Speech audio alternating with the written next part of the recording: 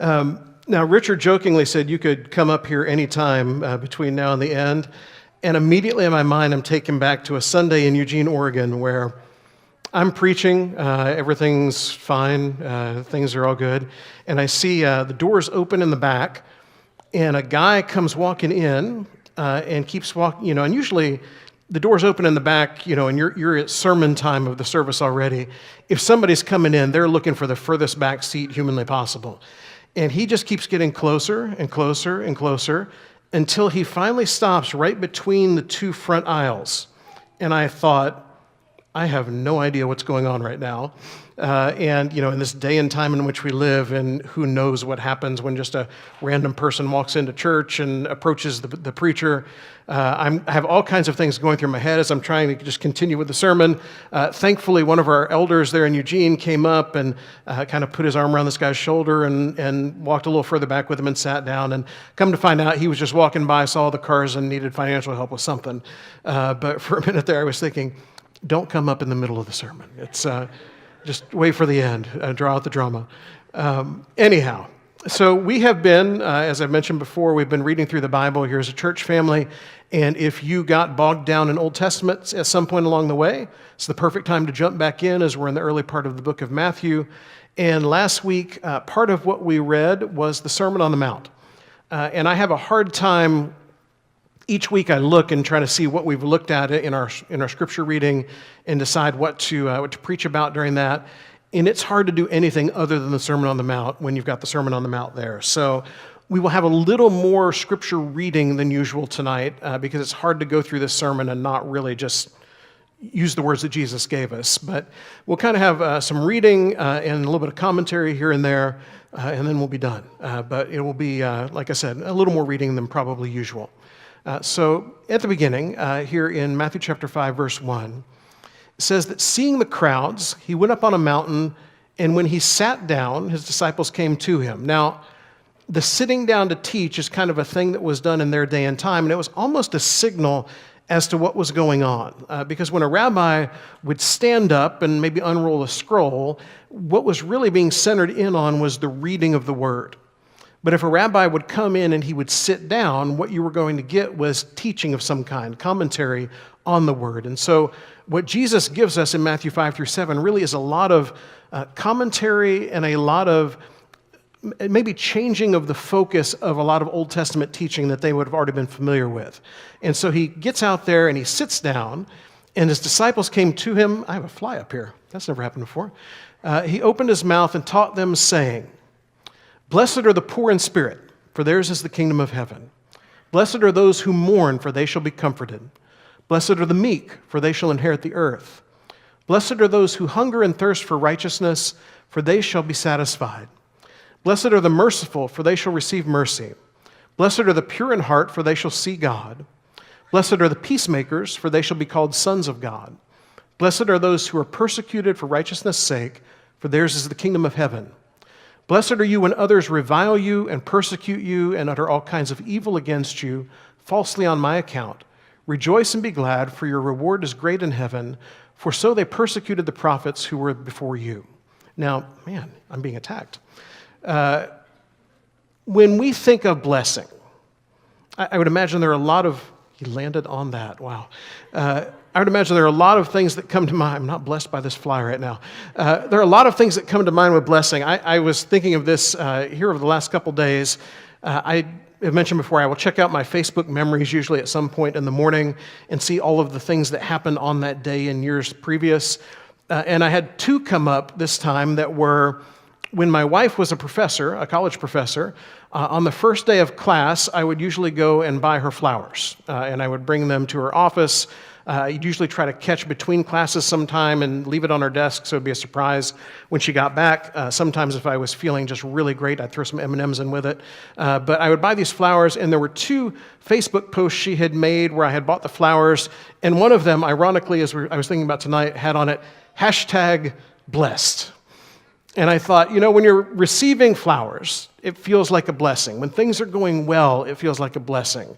When something in life is happening the way you would like for it to happen instead of the way you would not like for it to happen, it's a blessing. And yet, everything Jesus lists off here doesn't really sound like a blessing when you're looking at it from a worldly kind of standpoint.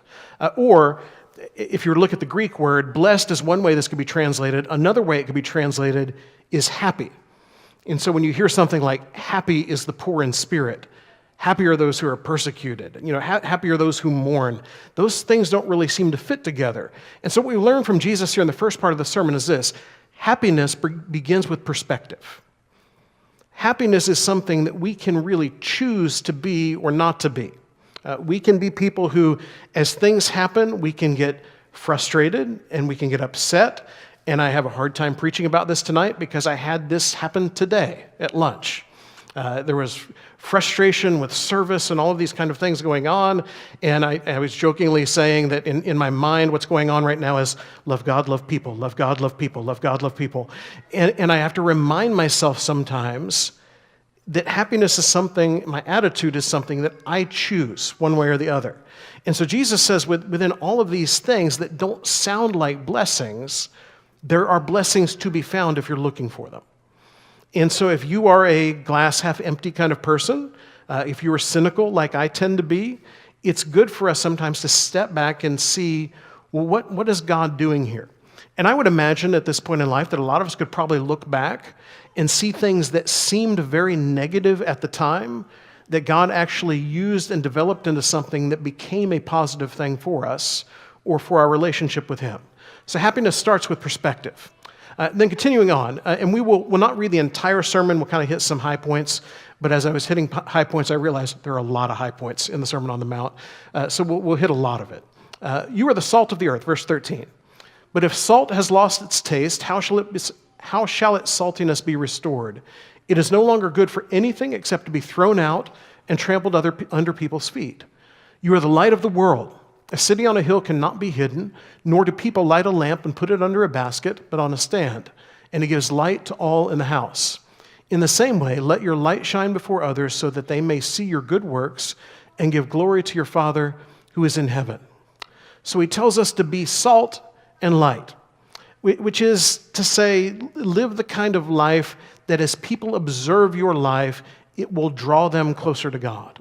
It will make them want to know more about Him and live openly. Don't live this life secretly, which, by the way, is what our world is really pushing for now. There are a lot of people around us that they don't agree with what we're doing and probably don't care about what we're doing until it intersects with what they're doing, and then they don't like it. And so you will hear things like, keep that religion stuff to yourself. Or that's fine if you want to do that, but just don't talk to me about it. And yet here we have, be salt and light. So we can still be people who are living outwardly toward God so that people can see that in hopefully a loving kind of way. Verses 19 and 20, he says, therefore, whoever relaxes one of the least of these commandments and teaches others to do the same will be called least in the kingdom of heaven. But whoever does them and teaches them will be called great in the kingdom of heaven. For I tell you, unless your righteousness exceeds that of the scribes and the Pharisees, you will never enter the kingdom of heaven. Now, there is not a lot in the New Testament, especially in the Gospels, that paints the scribes or the Pharisees in even remotely a positive kind of light. Usually Jesus is taking them on, or they're trying to trap him, or there's something about them that you don't want to do. But here he says, okay, you see what it is that they're doing. You've got to do something that is beyond what they're doing, which is basically to say, be better. In all the people around us that may be religious in one way or another, we can see some of what they're doing, and what we're called on to do is to be better, to serve better, to love better, to be more righteous, to live in a better kind of way. So see those examples around and then be better. Then he says in verse 21, you have heard that it was said to those of old, you shall not murder, and whoever murders will be liable to judgment. But I say to you that everyone who is angry with his brother will be liable to judgment. Whoever insults his brother will be liable to the council, and whoever says, you fool, will be liable to the hell of fire. And as is our tendency, and I think I mentioned this when we were going through the Sermon on the Mount in more detail before, I can remember being in the youth group, and we read through this, and so we all decided, well, as long as we don't insult someone with the word fool, then we're good. So we could use any other kind of word to insult someone, we'll just stay away from fool. That's not Jesus' point here. He says it's not enough to not just do violence, to not kill. You need to not interact that way with your brother. You need to be kind and not hate your brother. In verse 27, he says, "You've heard it said, 'You shall not commit adultery,' but I say to you that everyone who looks at a woman with lustful intent has already committed adultery with her in his heart." So you've heard the line is here, but I tell you the line is way before you get to there. Basically, what he says to us is this: don't just worry about the actions. Change your heart, change your mind. The way you think, what you focus on needs to be different. And then you don't have to worry about things like murder or adultery because you are stopping so far before that. You're stopping with where your mind goes and where your heart goes. So change your heart, change your mind. Verse 33. "Again, you have heard it was said to those of old, 'You shall not swear falsely, but shall perform to the Lord what you have sworn.' But I say to you, do not take an oath at all, either by heaven, for it is the throne of God, or by the earth, for it is his footstool, or by Jerusalem, for it is the city of the great king." And in verse 36, "Do not take an oath by your head, for you cannot make one hair white or black. Let what you say be simply yes or no. Anything more than this comes from evil." Your word matters. It's not a question of what the oath says, which is what they would get into then of, I swear by this, but not by that. And if I swear at this level, then it matters. But if it's slightly below that, then it's kind of the your fingers crossed behind your back kind of thing that you think of nowadays. If I don't say it, if I don't promise, if I don't swear to it, then it doesn't matter. And what Jesus says, your word matters. When you say you're going to do something, do it. When you say you're not going to do something, don't do it. When you say you will be there, be there. When you say that someone can count on you, let that person count on you. What you say, your word, matters. And in everything, in this world in which we live that tells us there are little white lies and some of them don't matter and they don't really hurt anyone else, Jesus would say your word matters. It doesn't matter how big culture says it is or how small culture says it is. You are a person who lives with honor and honestly. Verse 38. "You have heard that it was said, 'An eye for an eye and a tooth for a tooth.' But I say to you, do not resist the one who is evil. But if anyone slaps you on the right cheek, turn to him the other also." So de-escalation is greater than retaliation. And again, not the way our world often works, is it? We tend to just, if someone's yelling, we yell a little bit louder. If someone is hurting us, we want to hurt them back. And Jesus says, this is not how it works. And of all the things that we see Jesus living out from the sermon, this may rise to the top.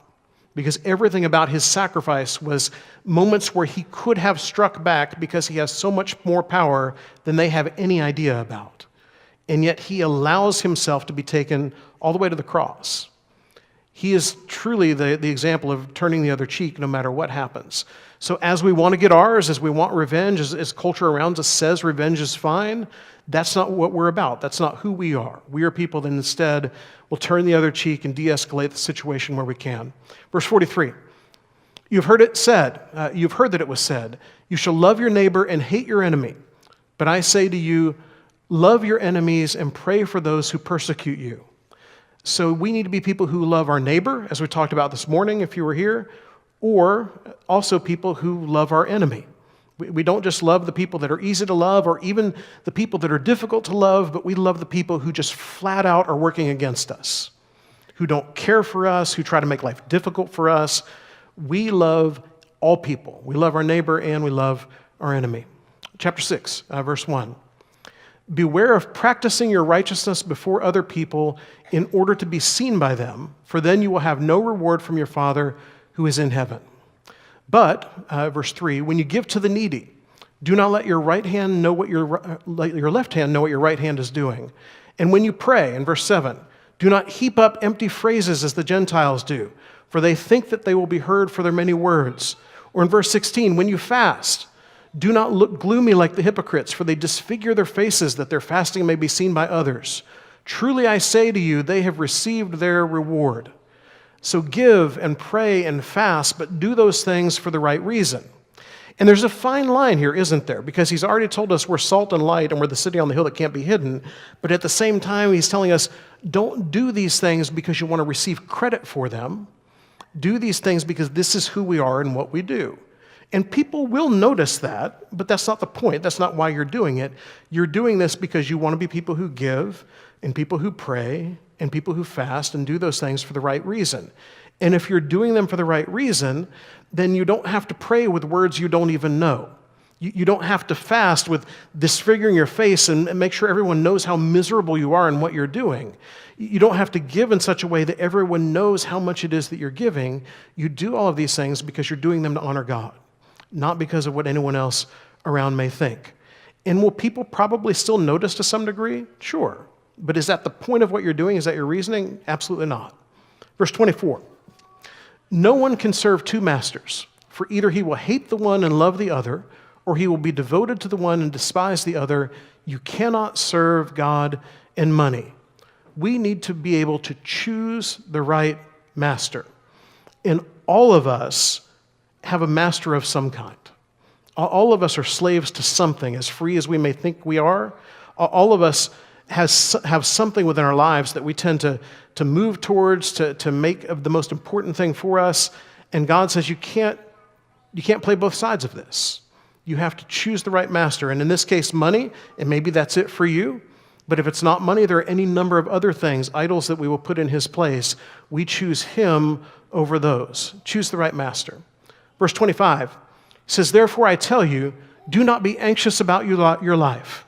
Now, I love that Jesus has gone through almost 2 entire chapters of some of the most difficult to live out teachings that we have ever heard, and then says, don't be anxious. Because I don't know about you, but I read through the first couple chapters here, and I probably start to lean towards being a little bit anxious, thinking, I'm not doing all this stuff very well. My heart is not where it should be. Sometimes I do things for the wrong reasons. Sometimes I'm not seeking God first the way that I should, and all of these things start to make me a little bit anxious. He says, don't be anxious about your life, what you will eat or what you will drink, nor about your body, what you will put on. Is not life more than food, and the body more than clothing? And again, we know the answer to that. We don't always live as if we know the answer to that. Life is more than these things. Verse 33, he says, but seek first the kingdom of God and his righteousness, and all these things will be added to you. So we are to be people who are not anxious and people who are going to seek God first. And I think those things are very much related. If we are seeking God above all other things, I think our nature is going to be a little less anxious than we would be otherwise. Now, that's not to say anxiety goes away, and it's not to say we don't have to try to work at controlling that from time to time. But if we are seeking God first, then he is the most important thing, and we won't be anxious about all the other things that don't matter nearly as much. Chapter 7. Judge not, that you be judged. And in our world today, we would assume that's all of Matthew chapter 7 right there. There's nothing else that comes after it. And then he says in verse 2, for with the judgment you pronounce, you will be judged. And with the measure you use, it will be measured to you. It's not about not making any sort of judgment at all, but to realize that judgment is going to come back around. And so you have to be cautious as to how you judge. In verse 3, he says this, why do you see the speck that is in your brother's eye, but do not notice the log that is in your own eye? I struggle with this.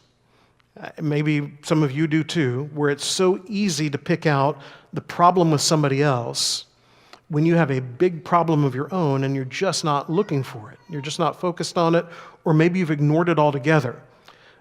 We need to check ourselves first. It's so easy to see what's wrong with someone else. We need to look to ourselves because ultimately we are the ones we are answering to God for.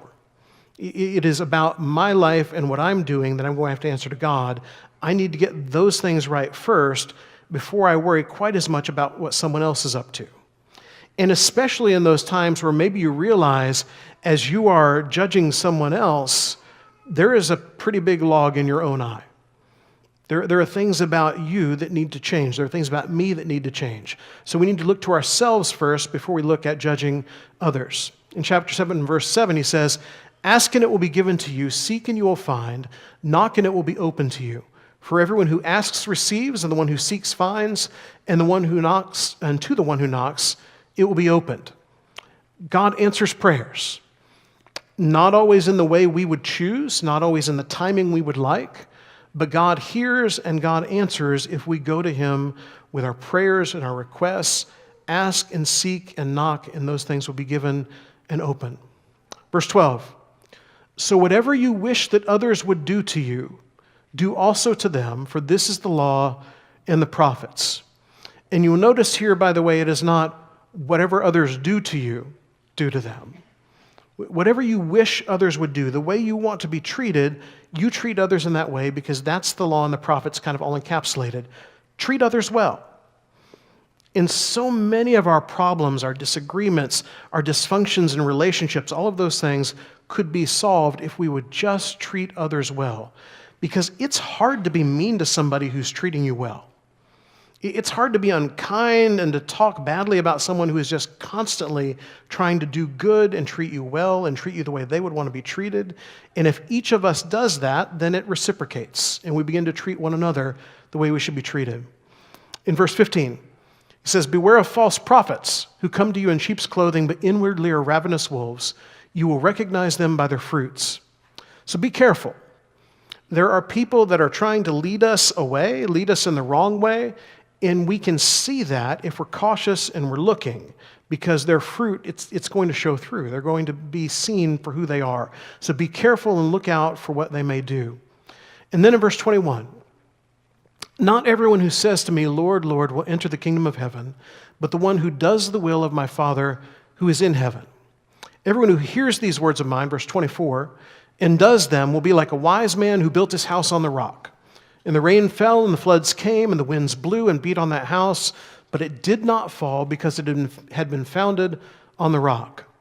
And everyone who hears these words of mine and does not do them will be like a foolish man who built his house on the sand. And the rain fell, and the floods came, and the winds blew and beat against that house, and it fell, and great was the fall of it. Actions matter. And it's great if we hear all of these lessons throughout the Sermon on the Mount and take them to heart and they make sense to us and we agree and nod our heads. But if we're not doing these things, we're just that guy who builds his house on the sand.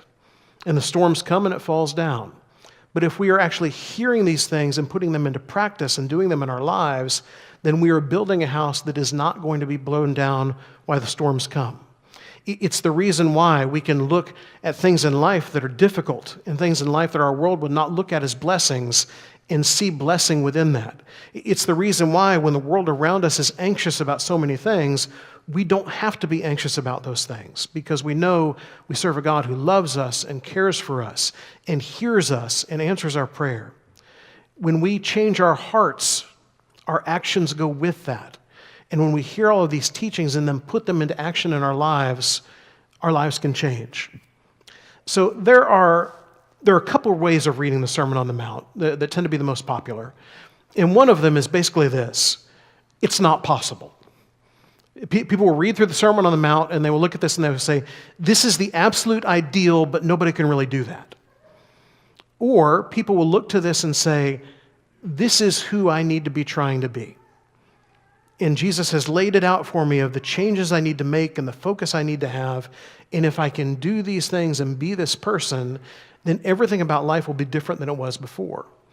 And I hope we're more of that kind of person. The person that understands that, yeah, I'm going to fall short sometimes. I'm going to mess up on some of these things sometimes. I'm going to get frustrated with people or say the wrong thing or not treat someone the way I should have treated them. But then I'm going to get back up and try to do better next time. I'm not going to continue just to say, well, all of this stuff is just too far out there, too far gone for me to be able to do. I don't think Jesus would have spent these 3 chapters teaching it if these were things that were not possible for us. And maybe the 2A way of reading this is, yes, all this is impossible if you're trying to just do it on your own. Because Jesus is the one who gives you the power to be able to do these things. He lived it out in his life, and I believe if we ask him for help, that he will help us to live it out in our lives. Tonight, if you have never followed him, I think you get a lot about Jesus within the Sermon on the Mount, of what matters to him, what's important to him. And I think it really helps to open our eyes to this is someone who is worth following in our lives. And if you haven't followed him, you can be baptized into him tonight. You can come up once the sermon is over, and we will be glad to help you and do that. Or if you have fallen away from that, maybe you've looked at the life of a Christian and thought, this is just too much. Who could actually do all these things? It's tough, but it's something that can be done through the power of God. And He would love to have you come back to that walk again. If there's some way we can help you tonight to follow Him for the first time, to come back to Him, or just if you need the prayers of the church, please come while we stand and sing.